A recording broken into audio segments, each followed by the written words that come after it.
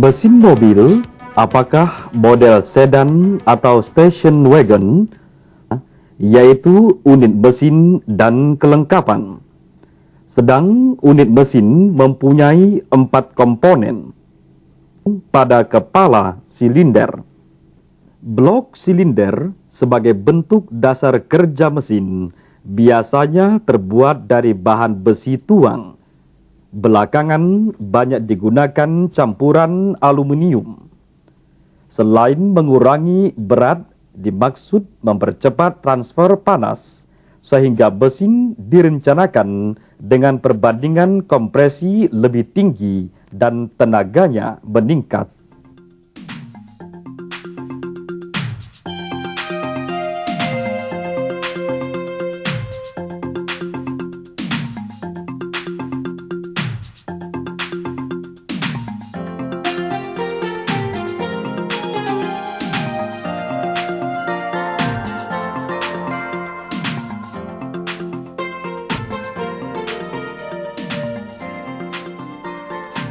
Kepala silinder ini dipasang dengan baut di atas blok silinder, dengan lebih dulu diberi gasket atau perapat, atau sering disebut pula packing, untuk menjaga jangan terjadi kebocoran minyak atau oli, air, atau gas.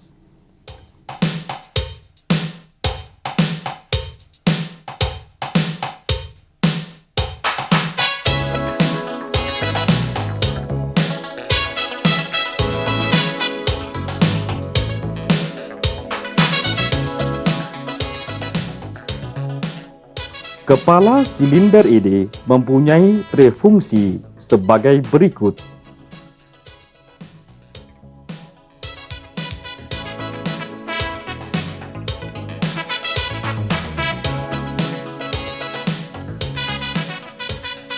Kepala silinder selama mesin bekerja suhunya akan tinggi. Bahan pembuat kepala silinder yaitu besi tuang atau campuran aluminium. Bila tutup kepala silinder ini dibuka, akan nampak bagian dalam kepala silinder. Untuk memudahkan, mari kita gunakan gambar berikut ini. Kepala silinder ini berisi pada permukaan ada batang-batang penumbuk katup dengan kelengkapan pegas dan perapat oli. Sedang katup dengan dudukannya bila dilepas seperti ini.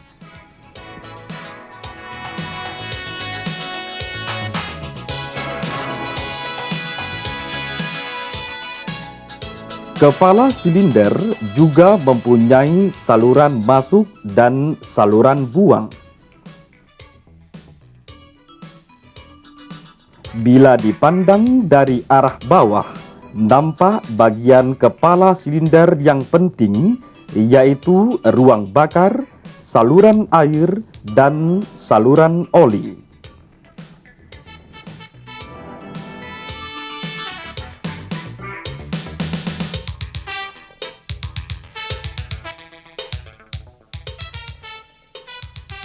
Bentuk ruang bakar penting untuk menghasilkan pembakaran campuran udara dan bensin yang sempurna. Bentuk ruang bakar ditentukan oleh beberapa faktor, antara lain bentuk-bentuk katup dan penempatan mekanik katup. Paling tidak ada 3 jenis bentuk ruang bakar, yaitu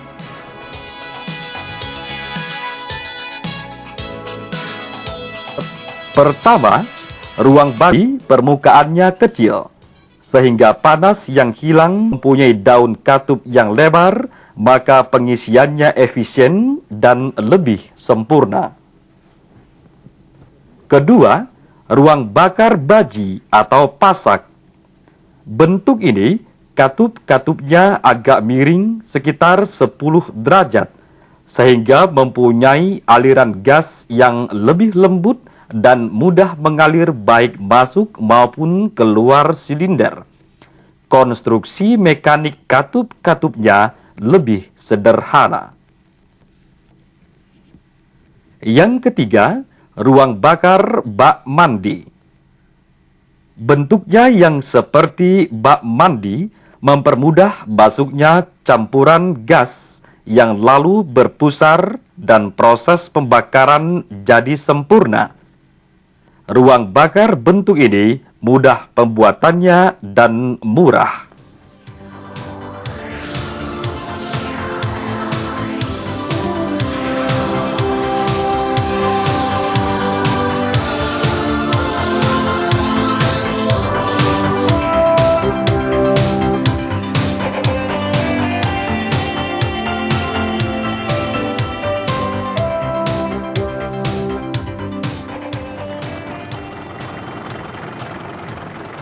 Dari bunyi mesinnya, mobil ini menggunakan motor diesel. Ruang bakar motor diesel ada dua jenis, yaitu ruang bakar langsung dan ruang bakar tambahan.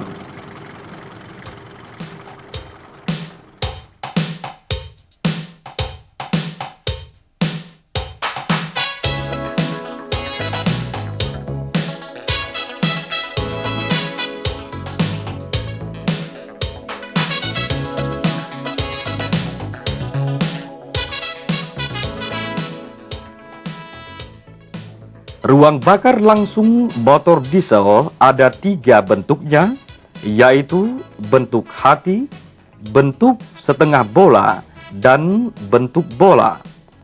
Ruang bakar langsung ditempatkan antara kepala silinder dan bahan bakar langsung diinjeksikan ke dalamnya.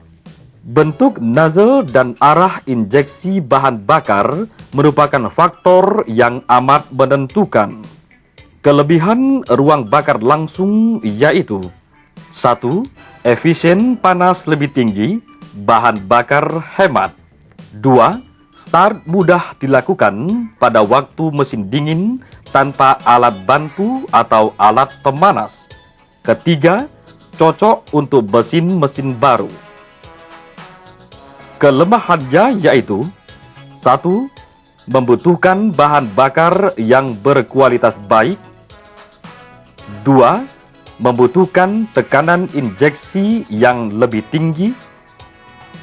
3. Karena nozzle-nya berlubang banyak, sering terjadi gangguan. 4. Turbulensinya lemah, maka sukar untuk kecepatan tinggi. Sedang ruang bakar tambahan motor diesel ada 3 jenis. Ruang bakar muka. Proses pembakaran terjadi pada saat bahan bakar disemprotkan ke ruang buka oleh injection nozzle. Sebagian bahan bakar yang tak terbakar di ruang ini didorong ke ruang bakar utama. Di ruang utama terjadi percampuran yang baik dan dapat terbakar seluruhnya. Kelebihan ruang bakar muka yaitu dapat memakai berbagai jenis bahan bakar karena turbulensinya amat baik untuk mengabutkan bahan bakar. Perawatan pompa injeksi lebih mudah karena tekanan penyemprot yang diperlukan rendah. Sedang kelemahannya yaitu biaya pembuatan mahal, memerlukan motor starter besar, dan memerlukan alat pemanas untuk start yang boros bahan bakar.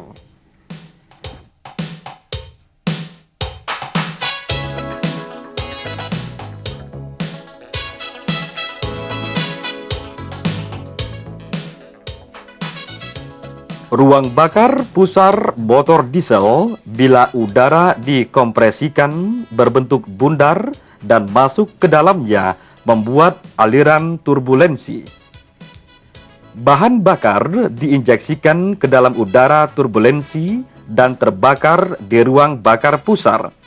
Kelebihan ruang bakar pusar dapat menghasilkan putaran tinggi karena turbulensi yang baik sekali pada saat kompresi.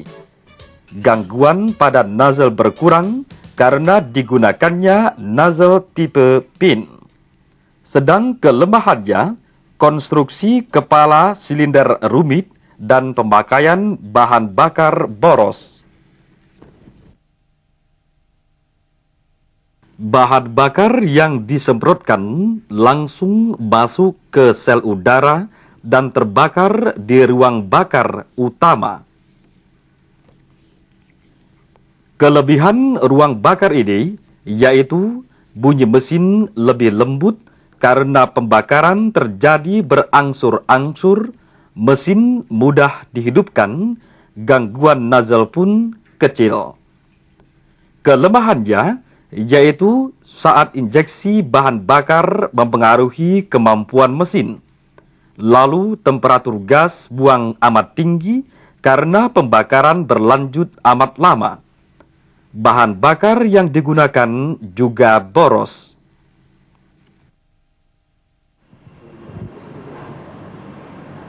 Pekerjaan membongkar dan memasang dilakukan sesudah mesin menjadi dingin.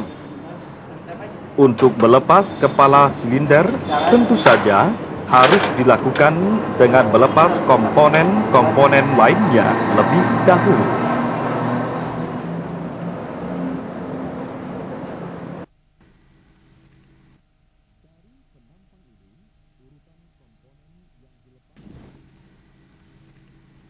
Dari penampang ini, urutan komponen yang dilepas yaitu 1.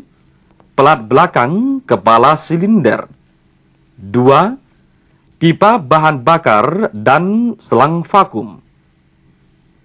3. Manifold hisap dan buang. 4. Saluran air. 5. Busi dan tabung. 6. Tutup kepala silinder. 7. Poros penumbuk katup. 8. Batang penumbuk katup. Dengan alat-alat pembuka yang telah disiapkan lebih dahulu, pelepasan komponen yang melekat pada kepala silinder dapat dilaksanakan dengan mudah. Untuk membuka kepala silinder, pertama-tama bukalah kabel busi perlahan-lahan dengan menarik karet penyumbatnya.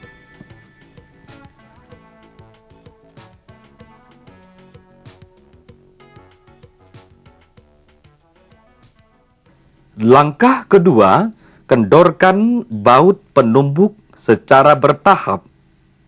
3 atau 4 kali secara silang sampai berata. Lalu batang penumbuk dapat dilepas dan diletakkan dengan urutan yang benar.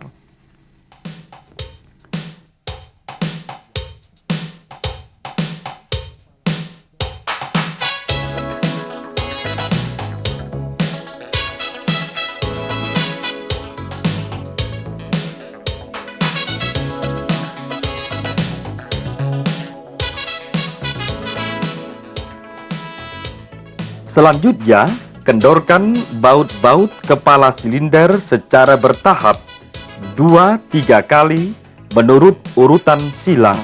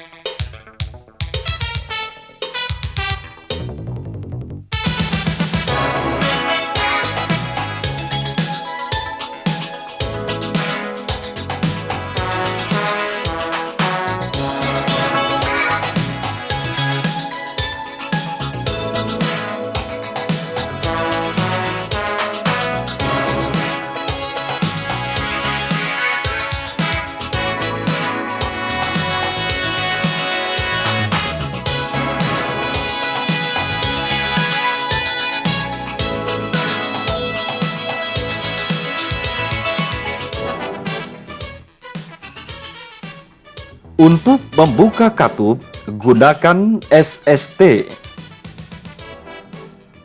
Setelah baut-baut kepala silinder diangkat dengan cara mengangkatnya, untuk itu dapat digunakan 2 baut.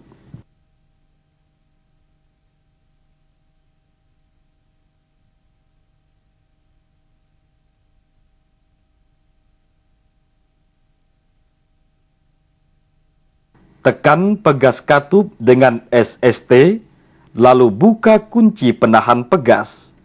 Letakkan katup dan pegas dengan urutan yang benar.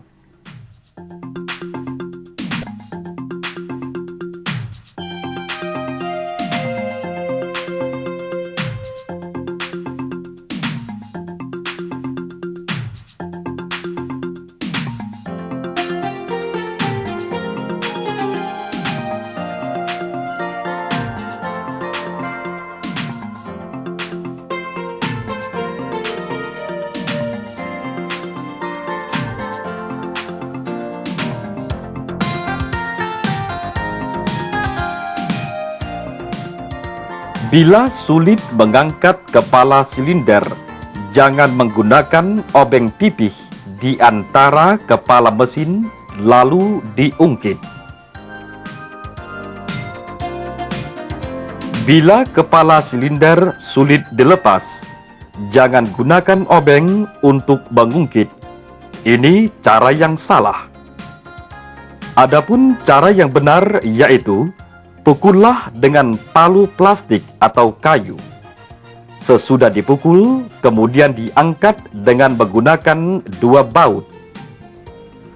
Selain itu, perlu diperhatikan cara dan tempat meletakkan komponen dan bagian-bagian yang dilepas. Letakkan katup dan pegas dengan urutan yang benar. Kini tiba saatnya melakukan pemeriksaan. Bersihkan lebih dulu dan periksa kepala silinder. Kemungkinan retak atau tergores. Gunakan alat pemeriksa yang telah disiapkan seperti bistar baja, filler gauge, beja perata, dan kuas.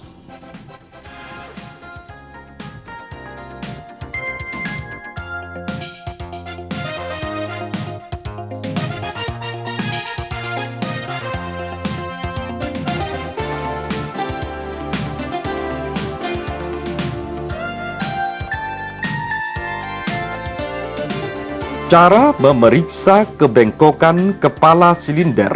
Letakkan di meja dengan permukaannya menghadap ke atas. Letakkan mistar baja di atasnya. Sisipkan filler gauge di bawahnya. Lakukan hal ini dalam 4 posisi. Periksa hasilnya pada filler gauge. Ingat, kebengkokan permukaan yaitu 0,05 mm.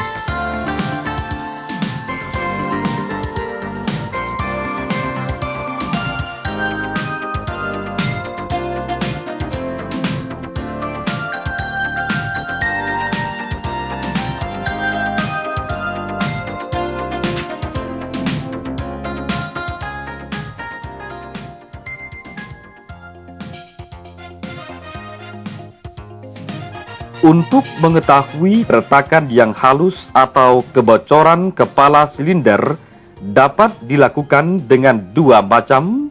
Pertama, cairan kimia, kedua, magnet detektor. Semprotkan cairan pertama pada bagian atas kepala silinder, kemudian dilap merata.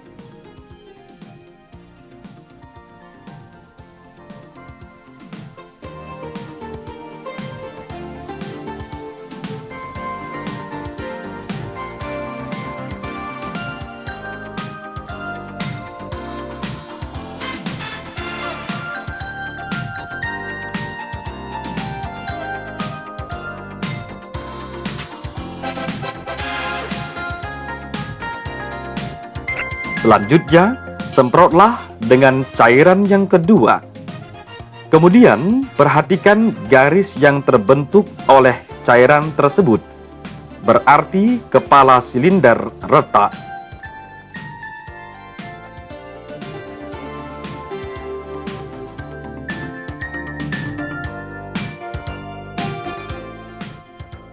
Bila kepala silinder bulus atau tidak retak, maka pemasangan atau perakitan kembali dapat dilaksanakan. Kegiatan pertama yaitu pemasangan packing. Periksa packingnya. Biasanya pada packing ada tanda berupa tulisan yang menunjukkan mana yang bagian atas dan mana yang bawah. Letakkan permukaan packing bertanda top atau yang halus menghadap ke atas. Selanjutnya, kepala silinder dapat dipasang.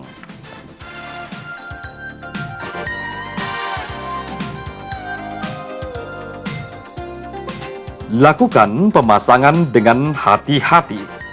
Hindarkan jangan ada bagian permukaan yang antara kepala dan blok silinder yang meleset ketika memasang. Sebab sedikit saja ada ketidaktepatan bisa mengakibatkan kerusakan berat bila kelak kepala silinder harus dibuka dalam rangka servis. Pemasangan dan pengerasan baut kepala silinder perlu dilakukan secara khusus, yaitu mulai dari tengah, secara silang dan bertahap kekerasannya, sesuai spesifikasi pabrik.